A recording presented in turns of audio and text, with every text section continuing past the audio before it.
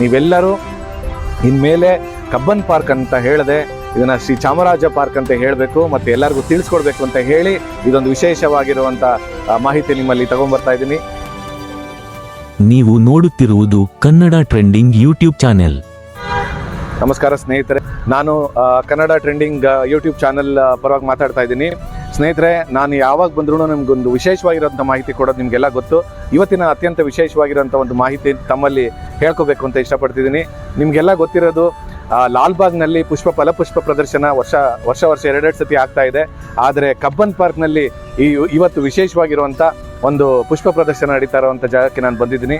ಇದರಲ್ಲಿ ಇನ್ನೊಂದು ವಿಶೇಷವಾಗಿರುವಂಥ ನಿಮಗೆ ಒಂದು ವಿಷಯ ಹೇಳಬೇಕು ಏನಂದರೆ, ಇಲ್ಲಿ ಈ ಕಬ್ಬನ್ ಪಾರ್ಕಿನ ಪಾರ್ಕ್ ಅಂತ ಇರುತ್ತೆ. ಅದಾದಮೇಲೆ ಮಾರ್ಕ್ ಕಬ್ಬನ್ ಅವರು ಸುಮಾರು ವರ್ಷಗಳ ಕಾಲ ಕಮಿಷನರ್ ಆಗಿ ಮೈಸೂರು ಸಾಮ್ರಾಜ್ಯದಲ್ಲಿ ಕೆಲಸ ಮಾಡ್ತಾ ಇರೋ ಕಾರಣಕ್ಕೋಸ್ಕರ ಮಾರ್ಕ್ ಕಬ್ಬನ್ ಪಾರ್ಕ್ ಅಂತ ಹೇಳಲಾಗುತ್ತೆ.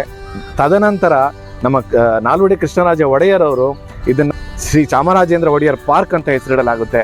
ಸೊ ಈಗಿನ ಈ ಪಾರ್ಕ್ನ ಹೆಸರು ಶ್ರೀ ಚಾಮರಾಜೇಂದ್ರ ಪಾರ್ಕ್ ಅಂತ. ಸ್ನೇಹಿತರೆ, ನೀವೆಲ್ಲರೂ ಇನ್ಮೇಲೆ ಕಬ್ಬನ್ ಪಾರ್ಕ್ ಅಂತ ಹೇಳದೆ ಇದನ್ನು ಶ್ರೀ ಚಾಮರಾಜ ಪಾರ್ಕ್ ಅಂತ ಹೇಳಬೇಕು ಮತ್ತು ಎಲ್ಲರಿಗೂ ತಿಳಿಸ್ಕೊಡ್ಬೇಕು ಅಂತ ಹೇಳಿ ಇದೊಂದು ವಿಶೇಷವಾಗಿರುವಂಥ ಮಾಹಿತಿ ನಿಮ್ಮಲ್ಲಿ ತಗೊಂಡ್ಬರ್ತಾ ಇದ್ದೀನಿ. ನಮಸ್ಕಾರ ಸ್ನೇಹಿತರೆ, ಸಿರಿಗನ್ನಡಂ ಗೆಲ್ಗೆ.